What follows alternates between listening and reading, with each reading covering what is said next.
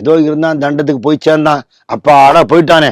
சில பேர் போனா அப்படிலாம் சொல்லுவா, அப்பாடா போயிட்டானேம்பா. நிறைய பணம் சம்பாதிச்சு வச்சிருக்கான், நிறைய கெட்ட பேரு, பணத்தோட பாபத்தை சம்பாதிச்சிருக்கான். எத்தனை பேர் நம்ம அந்த மாதிரி பார்க்குறோம். ஏது நிம்மதியை வாழ்க்கை? பெரிய பங்களால இருக்கிறதுனாலயோ கம்ஃபர்டபுள் சூழ்நிலையில் இருக்கிறதுனாலயோ நிம்மதியா இருக்கான்னு சொல்ல முடியாது. ஒரு ரமணாசிரமத்தில் ரமண பகவான் ஒருத்தர் சொன்னார், ஒருத்தன் கூலி வேலை செஞ்சுட்டு தோட்டத்தில் வேலை செஞ்சுட்டு காத்தாலேருந்து வேலை செஞ்சுருக்கான், மம்பட்டி பிடிச்சிட்டு மத்தியானம் ஏதோ கூழ் வந்தது குடிச்சுட்டு மரத்தடியில் படுத்துன்னு இருக்கான். பக்கத்தில் அந்த பக்தர்கிட்ட காட்டினார், இதுதான் நிம்மதி, எப்படி தூங்குறான் பார். என்னது மேரா மேரா கஹு கரு கேப்பலு பாயாங்கிறார் கபீர்தாசர்.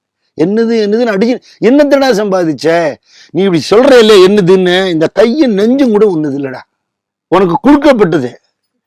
இயற்கைவனுக்கு இவ்வளவு கொடுத்திருக்க, கடவுள் இவ்வளவு கொடுத்திருக்காரு, நீ உலகத்துக்கு என்ன கொடுத்த? உன்னோட டிபார்ச்சருக்கு அப்புறம் உன்னை நினைச்சு கையெடுத்து கும்பிட வேணாமா?